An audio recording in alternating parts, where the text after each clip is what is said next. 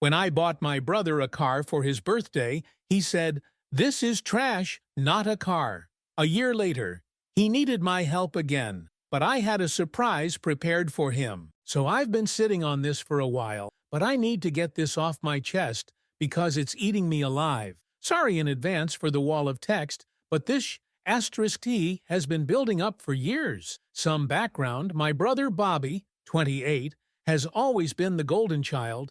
Always. Since we were kids, he got the new shoes while I got the hand-me-down. He got the praise for C-plus grades while I got ignored for straight A's. You know the type. The kind of guy who's had everything handed to him his whole damn life and still manages to chica it all up. Me, 32, I busted my ass from day one. Worked since I was 15, saved every penny, built something for myself from nothing. My mom, Marjorie, 58, still treats Bobby like he's made of glass, though. It's always Bobby needs help, or Bobby's going through a tough time, or Hugo, why can't you be more understanding of your brother? Like, are you kidding me? Edit. Forgot to mention that Bobby has been between jobs for like 3 years now. Translation? He's a lazy mooch who lives in his buddy's spare room and spends his days playing video games and hitting up everyone for money. So anyway, Bobby's 28th birthday rolls around last year. Despite all the B's I've put up with from him, I decided to actually do something nice. I had about $7,000 saved up that I was going to use for a vacation with my girlfriend, Layla. But I thought, you know what would be cool? Getting my brother a reliable car so he could maybe IDK, get a F** cooking job and stop being a burden on everyone. I found this used Honda with decent mileage. Nothing fancy but solid AF. Had it checked by my buddy Sutton, who knows cars. It was clean, ran great, and most importantly, it was reliable. Something that would actually help him get his life together. The day comes. We're all at Mom's place for his birthday. I didn't wrap the car, obvs, but I put the keys in a little box with a card that said I was proud of him. A lie, but I was trying, and that I hoped this would help him move forward. I even paid the insurance for 6 months in advance. You want to know what this ungrateful piece of *T said when I walked him outside and showed him the car? He looked at it for like 5 seconds, didn't even bother to look inside, and told me straight up that this was junk, not a car. Junk, not a car. Then he had the audacity to ask if I was joking and where the real present was. I just stood there. My mom was behind us, and instead of calling him out, she started making excuses, telling me that Bobby was just surprised and didn't mean it like that. He literally asked me if I got the car from a scrapyard. In front of everyone. I swear to God I almost lost it right there. $7,000, 6 months of insurance, all my vacation money, gone. For this ungrateful entitled asterisk hole who couldn't even fake being thankful for 5 fucking minutes. Edit. Just to be clear, this wasn't some rusted-out beater. This was a solid, reliable car that anyone with a brain would appreciate. But no... Bobby expected what? A brand new BMW? With what job, bro? The rest of the party was awkward AF. I just sat there drinking beers while everyone pretended nothing happened. Bobby spent the whole time showing off the new gaming headset Mom got him. Not once did he thank me or apologize. Not once. When I got home that night, I was shaking. I was so mad. Layla tried to calm me down, but I was seeing red. 7 years of putting up with his entitled BS. And this was the final straw. Who TF does he think he is? That night, I made a decision. No more Mr. Nice Guy. No more helping him out. No more lending money that never gets paid back. No more being the bigger person. I was done. But just cutting him off didn't feel like enough. You know? He needed to learn.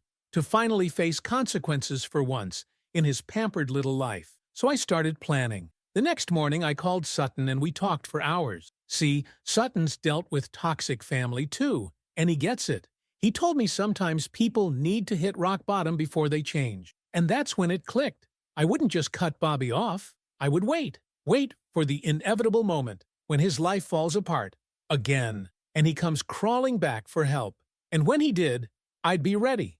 For the next few months, I acted normal. Distant but normal. Didn't answer texts right away, stopped offering help, just slowly pulled back while watching his life spiral. Mom noticed and kept trying to guilt me. Bobby didn't even notice I wasn't around until he needed something. Typical. Dangle, waiting was hard.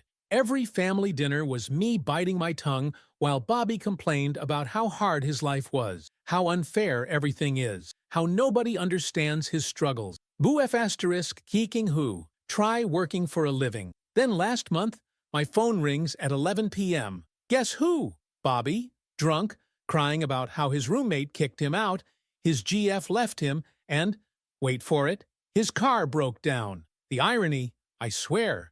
Karma's a B asterisk yeah.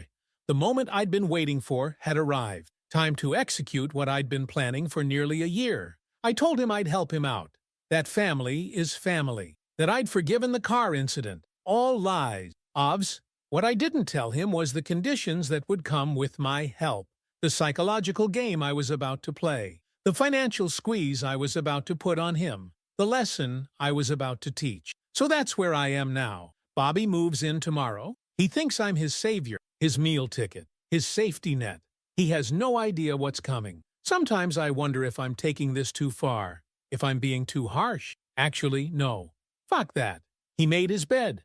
Now he gets to lie in it. You don't get to treat people like shit your whole life and expect them to keep helping you. You guys want to know what I have planned for Phase 1.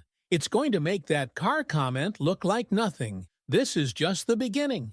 Update 1. Hey Reddit, it's been about a month since my last post, and holy shasterisk TT have things escalated. For those who missed it, my brother Bobby, the entitled golden child, called the $7K car I bought him junk on his birthday last year. Well, karma finally caught up with his ungrateful ass, and now he's living under my roof with my rules. Quick recap, Bobby, 28, has been a mooch his entire life. Never held a job longer than 3 months. Always had our mom Marjorie bailing him out. Called my birthday gift card junk to my face. I've been waiting for him to hit rock bottom so I could help him my way. So Bobby moved in 4 weeks ago. First night he showed up with 2 garbage bags of clothes, his gaming setup, and this pathetic look on his face like a wet kitten in the rain. Part of me felt a tiny bit bad for him. That feeling lasted approximately 30 seconds before he asked where he could hook up his PlayStation. 30 seconds. The room I gave him? It's the smallest in my house. It barely fits a twin bed and a dresser. The best part? It's right next to the laundry room, and I've suddenly developed a passion for doing laundry at 5 a.m. every single morning, including weekends. Bobby's always been a sleep-till-noon kind of guy, so this has been challenging for him. Edit, the walls in my house are thin AF. Like you can hear someone breathing in the next room, thin. Something I made sure not to mention when he moved in. First week, I laid down the house rules, typed up, printed out, and taped to his door. Stuff like, no guests without 48 hours notice, kitchen closed after 8 p.m. bathroom schedule. He gets 6:15 to 6:30 a.m., and 9:30 to 9:45 p.m. No food in bedroom quiet hours from 9 p.m. to 7 a.m. Except for me, of course. Contribution of $600/month, which is highway robbery for a closet-sized room, but still cheaper than an apartment. As I helpfully pointed out, Bobby tried to negotiate. I shut that down real quick. Reminded him that beggars can't be choosers. That he was lucky I was letting him stay at all after how he treated my gift. I could see him swallow his pride like it was a jagged pill. So, damn. Satisfying? Week 2, who's on, helped him find a job. Not the kind of job someone with 0 experience and work ethic could actually keep, mind you. The kind of job that would crush his soul day by day. My buddy Sutton hooked him up at this place where they make you stand for 10-hour shifts. No sitting, ever. Bobby lasted 3 days before coming home with blisters on his feet the size of quarters. Did I offer sympathy? Hell no. I asked if his new shoes that I'd lent him money for were junk, too. The look on his face when he caught the reference? Priceless. Speaking of money, Bobby's financial situation is my favorite playground. Remember that $600 rent? That was just the beginning. There's now a price list on the fridge. Wi-Fi access, $45/month laundry, $5 per load printing, 25 cents per page rides anywhere, $10 plus gas, money, food, beyond basics. Pay your own when he said he couldn't afford all that on his entry-level pay. I smiled and told him I'd be happy to loan him money at 15% interest, compounded weekly. Layla thinks I'm being too harsh. We had our first real fight about it last weekend. She said revenge wasn't going to make me feel better in the long run. Easy for her to say. She grew up with normal, supportive siblings. She doesn't get what it's like to be treated like garbage your whole life by someone who's supposed to have your back. Edit. Don't worry. I'm not letting Layla stop my revenge plan. This has been years in the making. Bobby needs to learn, and I'm the only one with the balls to teach him. The psychological warfare is where I really shine, though. Every morning I ask Bobby how he slept, knowing damn well he barely got any rest because of my early bird routine. I leave job listings around the house that require degrees he doesn't have. I randomly mention how great it is to have reliable transportation while he's trying to figure out bus schedules because his car is still broken down. And the car? Oh, that's the best part. The junk car I got him actually just needed a new alternator, a $200 fix, but I'm letting him think it's totaled. He mentioned trying to save up to get it fixed, and I just shook my head sadly and told him sometimes it's better to cut your losses. Meanwhile, it's sitting in my buddy's garage, fixed and ready to go, but Bobby won't be seeing it anytime soon. Last week, Mom came over for dinner.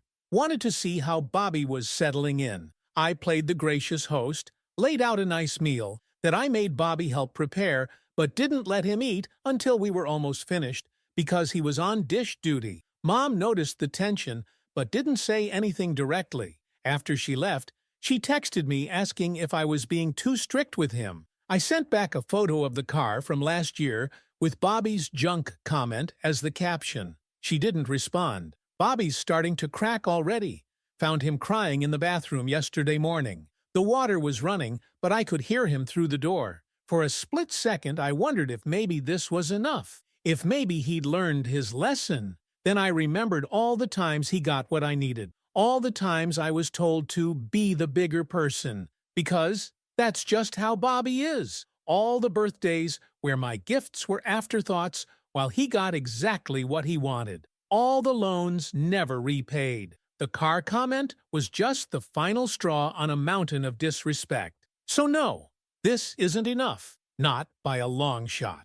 Yesterday, I implemented Phase 2. Bobby lost his job, shocking, I know, and came home early. Instead of the lecture I had planned, I was surprisingly understanding. Told him these things happen, that I had a better opportunity for him anyway, that I'd take care of him because that's what brothers do. The relief on his face was visible. He actually thanked me, thought I was letting him off the hook. Oh, Bobby. Sweet, stupid Bobby. The better opportunity is working for my friend's landscaping crew.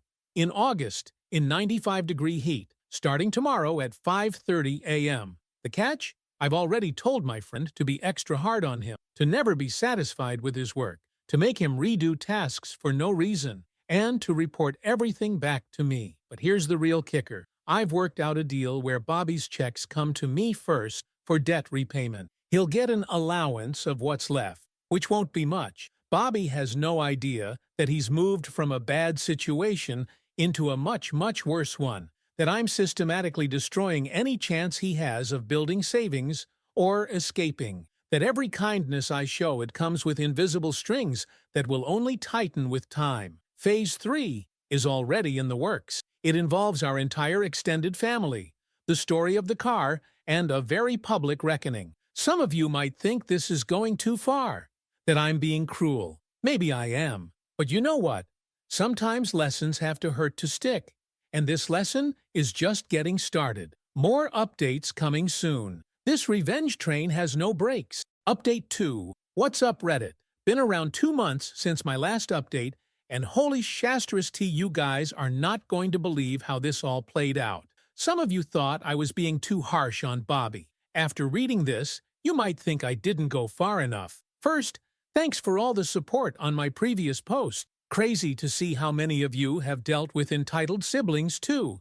The DMs saying "you're living my dream" had me dead. FR quick recap for anyone new. My brother Bobby, 28, has been a spoiled, entitled mooch his whole life. When I, 32, bought him a car last year, $7K out of my pocket, he called it junk to my face. A year later, he lost everything and moved in with me. I've been systematically destroying him ever since. So, when we left off, Bobby had just started the landscaping job from hell, working for my buddy Sutton in the August heat. This is where things get really interesting. After the first week, Bobby came home with the worst sunburn I've ever seen. Like, his skin was literally bubbling. Did I offer him a low? Nope.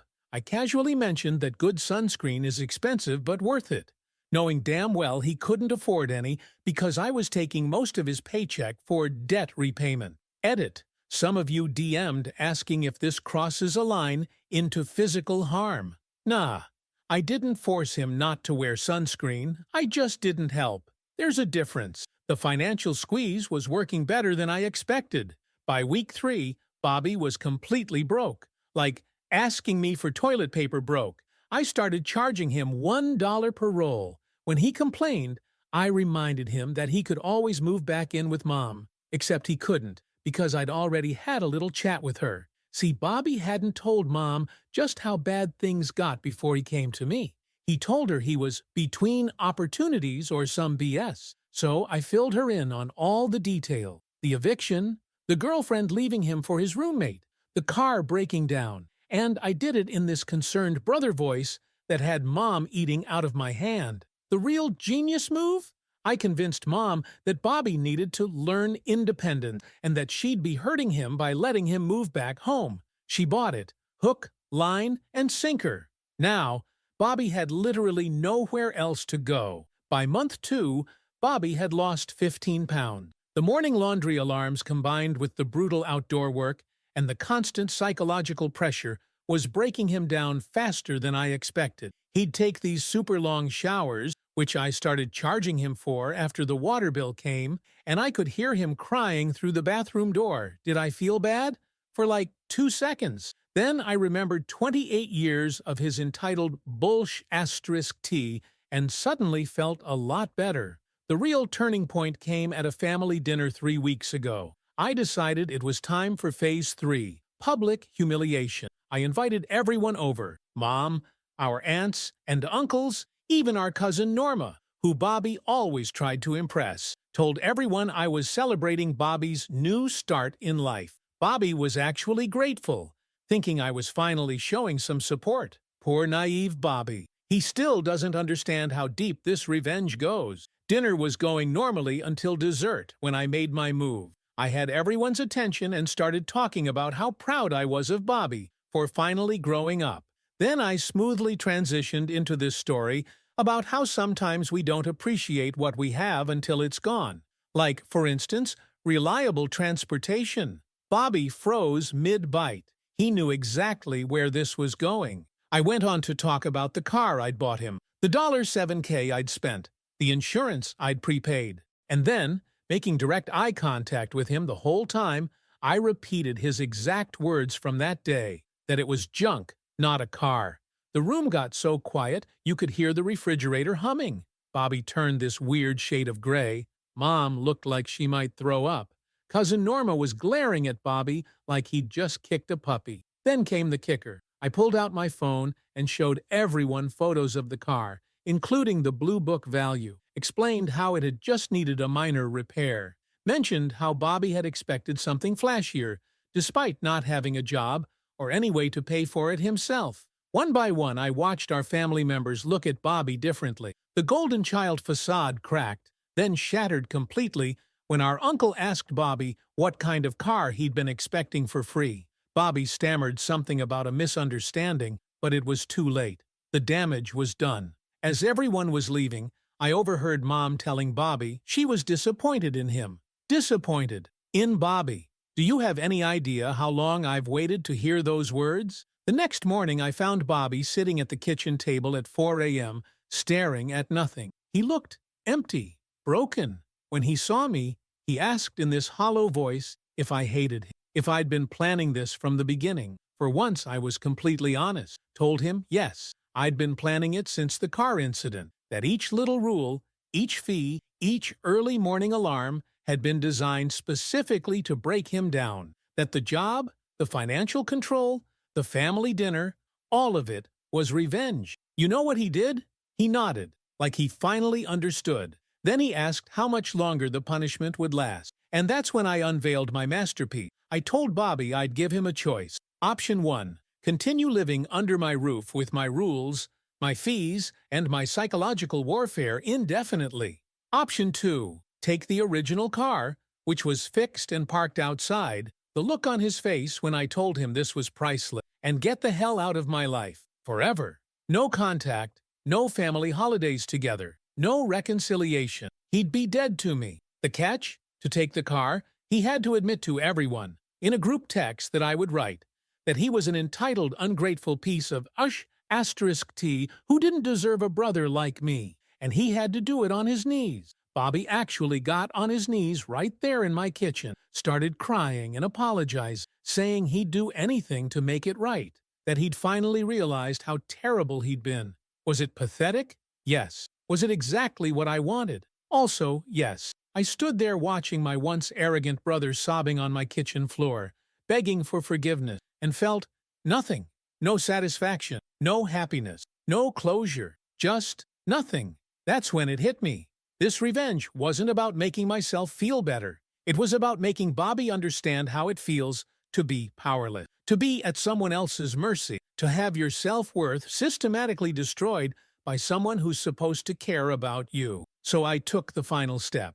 I pulled out a contract I'd had drawn up, an actual legal document stating that the car would be his, but if he ever contacted me again for any reason, he'd owe me $20,000 immediately. Made him sign it while still on his knees. 2 days later, Bobby moved out, took the car, and what little dignity he had left. Mom's called me 17 times since then, but I haven't answered. Layla and I broke up over this whole thing. She said she didn't recognize who I'd become. Maybe she's right. Do I regret what I did?